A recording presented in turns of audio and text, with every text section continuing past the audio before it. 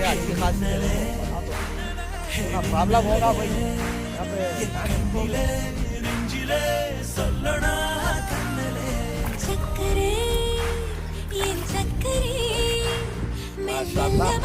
जम्बो size बोल रहे थे ना भाई मच्छी पकड़ के बताओ नहीं आता पकड़ने बोल के देखो आज आया काम में था मैं बहुत बिजी रहने की वजह से मच्छियाँ को नहीं आ रहा था आज आया देखो आके आधा घंटा ही छोड़ा खाली ये है जलवा।